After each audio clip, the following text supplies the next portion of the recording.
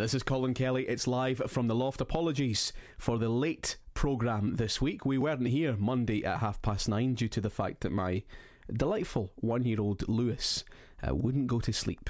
And since I was in charge, and I tried everything from 6:45 p.m. until well after 9:30, and it just wasn't happening. He had his own agenda. So it was live with Lewis last night, which was a whole heap of fun, but not quite what I'd expected. So no programme last night, but I'm delighted to be back just now at colinkelly.net/live, as we are every week, and we aim for Monday evenings at 9:30. And on this week's programme, it's an interview with the original winner of X Factor, Steve Brookstein. Back in 2004, he got 6 million public votes and a £1 million record deal with Simon Cowell's record label. And what happened next led to quite a bitter and nasty falling out between Steve and Simon Cowell and the rest of the X Factor team. And Steve says a lot of that was orchestrated by the X Factor publicity team, which was led by Max Clifford, the PR man. Now, Max Clifford's now in prison, and Steve says that it's only now, some 10 years on, that he's able to tell his story. He says Max Clifford has been discredited, and so that gives Steve the opportunity to put forward his version of events. What happened after X Factor? And the book is called Getting Over the X, and I caught up with Steve on Sunday evening to find out all about it. And I was somewhat surprised that he's still an avid viewer of the show. In fact, he was watching it on Sunday evening, and as soon as the show was over, he called me and we conducted this interview. And since I knew he'd been watching X Factor, I began by asking Steve what he thinks of this year's show. It's kind of weird because you can have a guy like Andrea who's like, at the beginning of he was one of the best singers. I mean, Andrea and Paul Akister. I mean, they were the two strongest singers, and how they managed to turn to the best singers into people that can end up in the bottom two is ridiculous, really. I mean, we lost Paul a couple of weeks ago, and now we nearly lose Andrea, who has to do a sing-off against Stevie, and that was kind of. It was just ridiculous. They shouldn't even bothered with the sing-off, you know. They should just send Stevie home straight away. Just said, look, there's no way you're beating this guy. You just forget it. But they went through all the, all that kind of thing, and even then, Simon decided he would have taken the risk at losing Andrea. That to me just said it all. I mean, I knew that he's backing Fleur and he's backing Ben. And he wants Andrea out. It's as simple as that, and it's not about, giving the public the best talent. It's about egos, really. But the year that you won, I think even your harshest critic would have to concede that you were the best singer. The best singer won.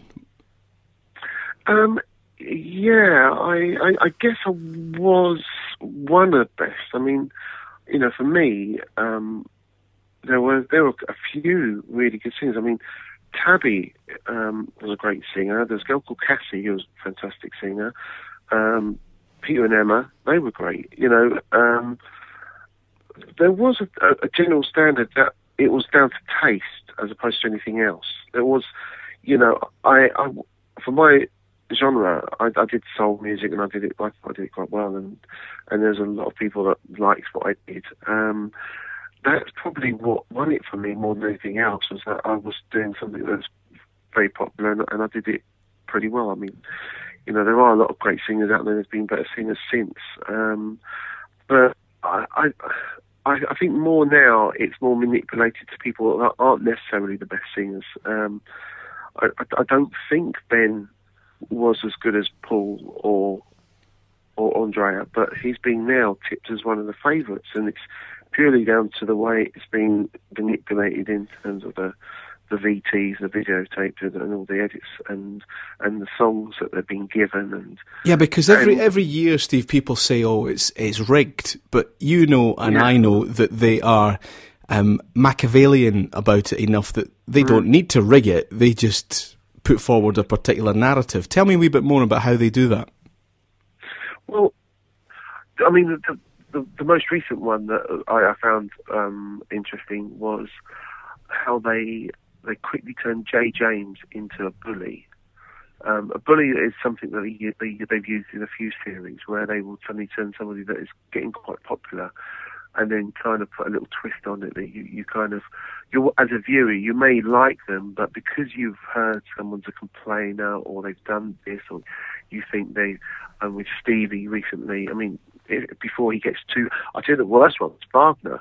Wagner was getting very, very popular, and they did a massive campaign within the press to make him look a little bit creepy. And that, I mean, you just have to go back and look through the internet about how Wagner was represented as a person. So they do a little bit of a annihilation of a person's character when they want to move the public away from them. What they've done with Andrea, funnily enough, is that they know he's great, so they've had him singing his heart out for the first few weeks to get everyone interested in the show, to think that the talent's fantastic. Now they're done with him, they're going to basically say, yeah, we've seen it. And I knew it would happen. You'd see Andrea for 2 or 3 weeks, he's great, and then the public will start getting bored of it. And they do. And so how they've manipulated him is that he's got nowhere left to go. He can't get any better. Where they could have given him a week where he did something quite strict, simple, nothing, no big belty notes, but something that was, a little bit cultured, but they've not bothered to do any of that. So he's forever having to push himself harder and harder and harder, and he's not going to be able to do it. And that's why he was down the bottom this week, Now, listen, your book that you're here to talk about, Getting Over the Ex, I guess you'd need to admit that you're not over it if you're still watching the show every year. Why do you watch it? Do you enjoy it? No, it's nothing to do with that. I mean, I watch the show for 2 reasons. I'm either asked if I'm promoting something, and so for example, this year I've done an album and I've got the book. Last year I was doing some blogging because again you're promoting some music that you're doing, and also for me over the years I've learned about the propaganda and the things that they would use to twist anything I've done. And that, if I did a gig, for example, back in 2006, I did a ferry, and that made massive news. And then a few years later, I did a pub gig, and it made massive news. But they didn't, or I did a coffee shop, and that made massive news. But they miss out the good things that I've been doing. So I was very much aware of the way it was getting manipulated as to, they don't mention doing the Monaco Grand Prix, they don't mention me signing my wife to a jazz label, and so when you start to understand that, you've got to set yourself a label, and I knew that I would have to be this parody of bitter X Factor hatred, and with a viewpoint that at some point the truth would be, I would be able to tell the truth about what happened, but at least I would be relevant. People, I don't mind. I had the label of this guy that hates X Factor, but I had to do that because if I want to talk about it in 10 years' time, which I've managed to get to, and then your book is #1 in biographies for iBooks, and it's #5 in Kindle, that's because I've kept myself relevant. Yeah. And I had to do it, and I couldn't have done it by doing my music because they weren't interested in the truth, and I was never going to be able to push that narrative. It's fascinating to me, Steve, for someone that's interested in studying the media, as I am. Yeah. You were in a situation where I guess they have tried to rob you of your credibility, when the fact is that in the soul world and in the jazz world, you have, and always did, have a huge amount of credibility. But it's almost as if that wasn't enough for you. Did you maybe feel you had something to prove, or you felt you deserved to be a star or something? Is that what it's about? No. It's just the star side of it is all nonsense. That's the fame, and that's what they're pushing this. But why did you enter then? Because you were already doing very well. You were very, very well established, very successful. No, at the time I didn't with X Factor, it was more of a case of getting exposure to a level that, it was all very well supporting, Dionne Warwick and the possibility of supporting. I got offered to support Lionel Richie, and these are gigs that were great. And at the time you think, should I go this route or should I go that route? And with X Factor, I've done TV before, and you can reach a huge number of people, so you can showcase yourself to other people. I never expected to win it, and you don't expect to get the huge amount of fame that I actually got. But you kind of want to showcase what you do. For example, I mean, I'm not comparing myself to Ed Sheeran, no way, but everyone kind of forgets that he had entered Fame Academy, So you could actually argue, well, what did you get into that, Ed? But he wants exposure, and he wants to get into that world without the cynical, negative attacks on people's personalities, because there was no need for that kind of thing.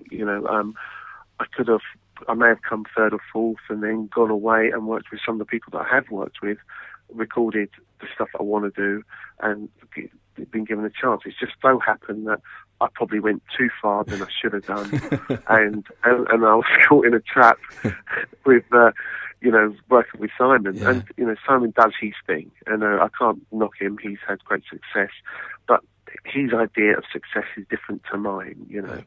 Be careful what you wish for might be the moral there.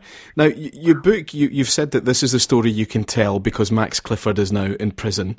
And there's this quite disturbing quote on the book that says, Max Clifford, if you talk to the press, we'll bury you. Tell me a wee bit more about, was that a conversation? Did he say that to your face? Was that in an email? How did it come across? Oh, that was a phone call. Right. It was kind of, things moved pretty rapidly, because I kind of wanted to leave the record label quite soon after having a number one album, funnily enough, because I didn't really feel there's a few things that had happened through the X Factor and through the making of the album, and the relationship was strained, and I knew things weren't going to go well, and I just thought my best bet would be to leave the record label and just do my own thing.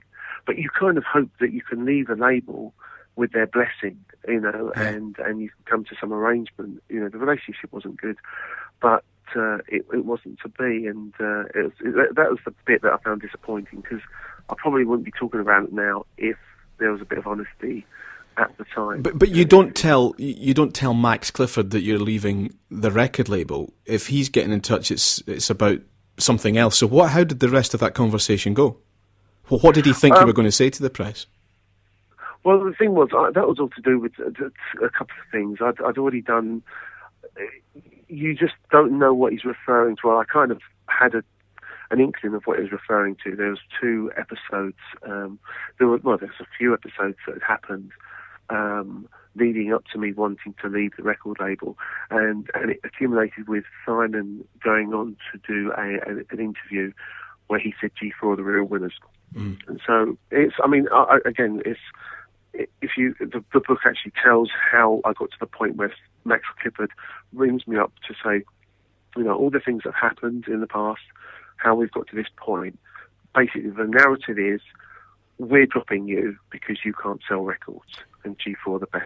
Right. And I'm saying, Max, that's not really what's happened, is it? Let's be honest about what's happened over the last few months. Let's talk about this, that, and the interview that I did with Closer, and these things that have all been quashed, and everyone's trying to bury. I'm happy to talk to the press about what's happened, and if someone wants to talk about it and be open, fine. Let's have it out in the open. But I would have been happy to walk away if they'd given me a reasonable payoff to go away and not talk about it. I'd have probably just done it. I didn't want to upset the X Factor. I had a great experience on the X Factor. It was just, afterwards, that the prize of the £1 million record deal, that they were really pushing that hard, and only the winner would get a record deal. And I mean, that was totally false. Did you make any money out of the whole experience? I mean, we hear so much about people in the music industry that they don't recoup, the amount of money that the label spent on promotion and video. So after all was said and done, were you up on the whole deal? I don't know. No, I wouldn't say. I mean, I look back over the years and I'll say no. Yeah. I mean, but it wasn't really necessarily about the money. So presumably, then, if you didn't make any money, then neither did they. Oh yeah, they made money. Of course, they made money. You know, you're getting into an argument now that isn't relevant to what happened. It wasn't about the money at that point. When you've had a number one, nobody gets dropped from a record label after having a number one record. You know, and they would be, you know, what they've earned. You've got to remember, 6 million votes. Everything that you work, because we don't get paid during the show. Your contribution to the show is you're getting, just expenses pretty much. So, with everything that you've brought to the situation and you've worked your backside off for a whole year, and then for it all to move forward, that's one thing that you kind of want to get something back. You don't expect to make £1 million, but then when you go to the record label and say, you know what, you did, you're meant to be £1 million record deal. I haven't even recorded a video yet. Mm. I've not done a video. I mean, it turned out the only video I ever did was what they filmed of me during the X Factor final. And in 10 years, I'm the only X Factor winner to have done that. So to have the most votes in one night, and then to have not even do a video, and they say it's £1 million record deal, how can I be up on it? It's like, you've got to at least give me something from this experience. And what I have had is a number of years of negative press. Mm. So it's actually devalued what I do. And I've got a choice. Yeah, you can either go back to, and that is a difficult thing when you get pushed to the height of where they want to, you're perceived as being a star. Not even if you don't even believe you are, even if you don't enjoy doing the red carpets, and all they give you is this cover album of songs that half of them you don't even want to do. And say, what? This is my prize. You've defined me as this, and now you're going to say bye-bye. We're going to now tell everybody that you're rubbish. And I think, hold on, Simon, this was all your idea. the album choice was all yours. This is where you've led my career, and now you're just going to say bye. We didn't want you, and it failed.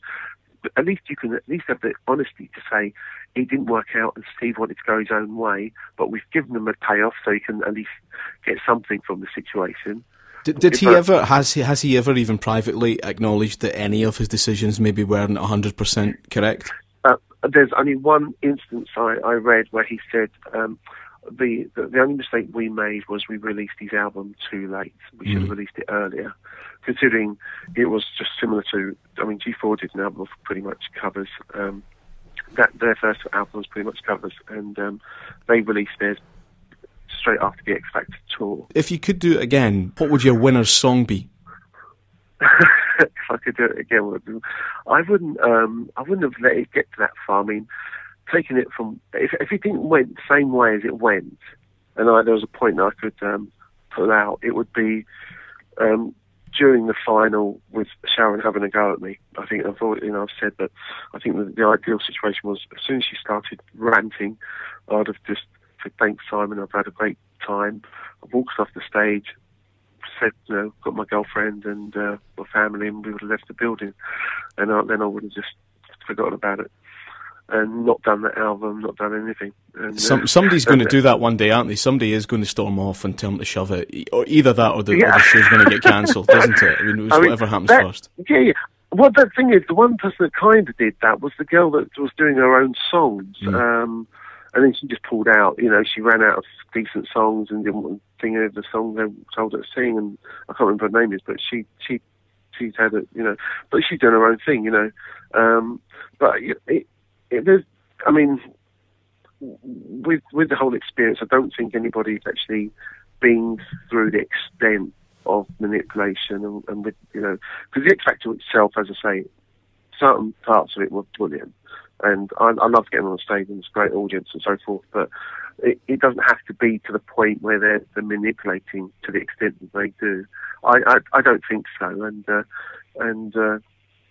and it's just one of those things for me, Max Clifford, and after that phone call, it changed everything. I mean, you said a few years ago that Cowell is turning the music industry into the World Wrestling Federation, and it's no coincidence. I mean, he worked with them. He was working with them 20 years ago. He made a record with them.